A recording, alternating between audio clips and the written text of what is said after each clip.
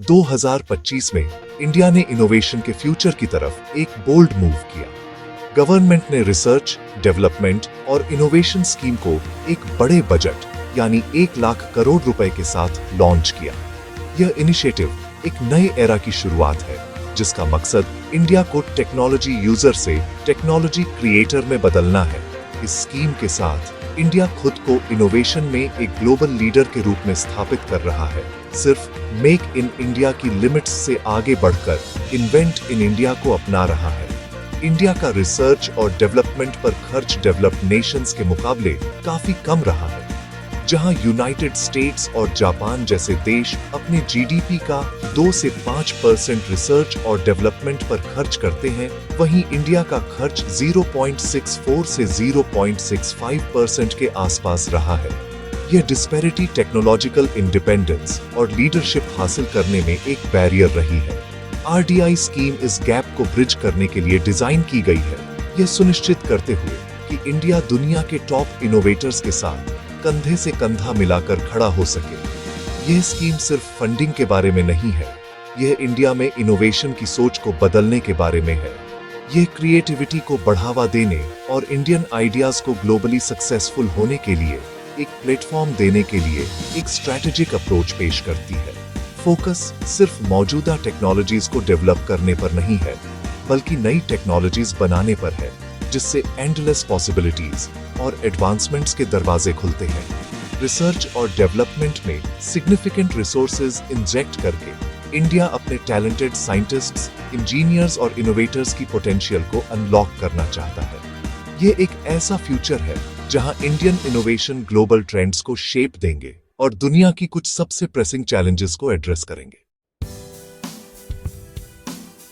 RDI scheme एक बहुत ही अच्छी तरह से स्ट्रक्चर्ड इनिशिएटिव है। इसे अनुसंधान नेशनल रिसर्च फाउंडेशन मैनेज करता है और इसे गवर्नमेंट से 50 साल के इंटरेस्ट फ्री लोन का सपोर्ट है। एएनआरएफ, जिसकी अध्यक्षता प्राइम मिनिस्टर करेंगे, इस बड़े विजन को आगे बढ़ाएगा। Department of science and technology इस स्कीम को इंप्लीमेंट करेगा, जबकि सेक्रेटरीज का एक एम्पावर्ड ग्रुप इसकी स्मूथ फंक्शनिंग सुनिश्चित करेगा। स्कीम का unique funding mechanism eligible projects पर फाइनेंशियल बर्डन कम करने के लिए डिजाइन किया गया है। यह लॉन्ग टर्म, कम या नील इंटरेस्ट लोन और यहां तक कि पोटेंशियल इक्विटी फंडिंग भी ऑफर करता है।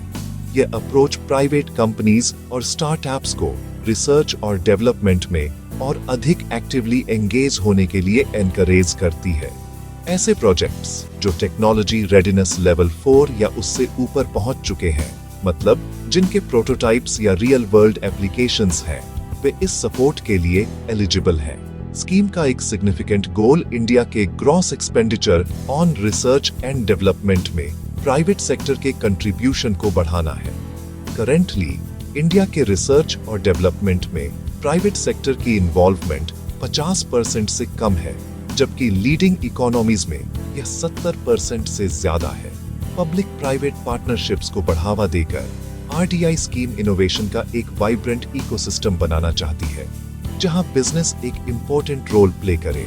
स्कीम का गवर्नेंस रोबस्ट है, ये सुनिश्चित करते हुए कि फंड्स ट्रांसपेरेंटली और इफेक्टिवली एलोकेट किए जाए। एएनआरएफ एग्जीक्यूटिव काउंसिल गाइडलाइंस सेट करेगी और प्रोजेक्ट्स का स्कोप डिफाइन करेगी, ये सुनिश्चित करते हुए कि स्कीम अपने ऑब्जेक्टिव्स के साथ अलाइन रहे। आरडीआई स्कीम उन स्ट्रैटेजिक और सनराइज सेक्टर्स पर फोकस करती है जो फ्यूचर के टेक्नोलॉजिकल एडवांसेस के लिए बहुत इंपॉर्टेंट हैं। इनमें artificial intelligence, quantum computing, space और रोबोटिक्स शामिल हैं। इसके अलावा ग्रीन एनर्जी, बायोटेक्नोलॉजी और डिजिटल इकोनॉमी पर भी जोर दिया गया है, जिसमें फिनटेक और स्मार्ट एग्रीकल्चर भी शामिल है। इमेजिन कीजिए, एक पल के लिए इंडिया में एक startup AI based health monitoring device develop कर रहा है। आरडीआई स्कीम के साथ वे अपने प्रोटोटाइप को मार्केट में लाने के लिए कम ब्याज वाले लोन एक्सेस कर सकते हैं। यह न केवल स्टार्टअप को फाइनेंशियल सपोर्ट देता है, बल्कि इनोवेशन और एक्सीलेंस की कल्चर को भी बढ़ावा देता है। एक और एग्जाम्पल एक कंपनी का हो सकता है जो हाइड्रोजन फ्यूल टेक्नोलॉजी पर काम कर रही है। यह स्कीम उन्हें अपने रिसर्च को आगे बढ़ाने के लिए जरूरी कैपिटल प्रोवाइड करती है, जिससे क्लाइमेट चेंज से लड़ने के ग्लोबल एफर्ट्स में कंट्रीब्यूशन होता है। ये फोकस एरियाज स्ट्रेटेजिकली चुने गए हैं ताकि नेशनल और ग्लोबल दोनों तरह की चैलेंजेस को एड्रेस किया जा सके। जैसे जैसे दुनिया सस्टेनेबल सॉल्यूशंस की तलाश कर रही है, ग्रीन टेक्नोलॉजीज और बायोटेक्नोलॉजी पर इंडिया का जोर ग्राउंड ब्रेकिंग डिस्कवरीज के लिए रास्ता बनाएगा। डिजिटल इकोनॉमी अपने रैपिड टेक्नोलॉजिकल एवोल्यूशन के साथ इनोवेशन के लिए एक फर्टाइल ग्राउंड ऑफर करती है जो इंडस्ट्रीज को रीडिफाइन कर सकती है। ऐसा टारगेटेड सपोर्ट स्टार्टअप इकोसिस्टम को एनर्जी देता है जिससे एंटरप्रेन्योर्स के लिए रिस्क लेना और इनोवेट करना आसान हो जाता है। यह ग्लोबल टेक लीडर्स के साथ कोलैबोरेशन के अवसर खोलता है, इंडिया को टेक्नोलॉजिकल एडवांसमेंट के हब के रूप में पोजीशन करता है। आरडीआई स्कीम सिर्फ एक फंडिंग इनिशिएटिव से कहीं ज्यादा है। यह ट्रांसफॉर्मेशन का एक कैटलिस्ट है।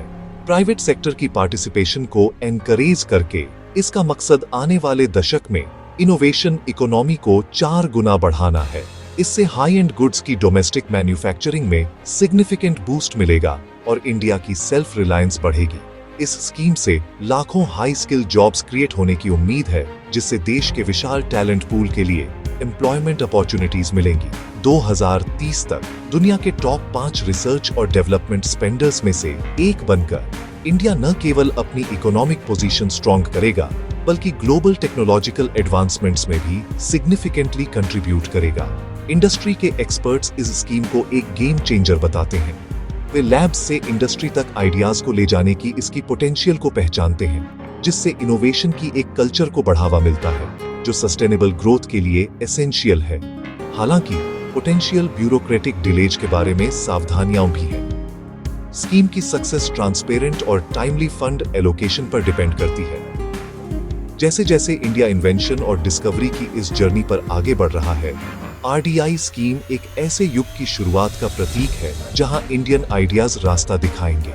ये एक ऐसा विजन है जहां इंडिया न केवल अपने लिए बल्कि दुनिया के लिए भी इन्वेंट करेगा, साझा प्रगति और समृद्धि के भविष्य में कंट्रीब्यूट करेगा। आरडीआई स्कीम वास्तव में एक उज्जवल, इनोवेटिव फ्यूचर की दिशा में एक बहुत बड़ा कदम है।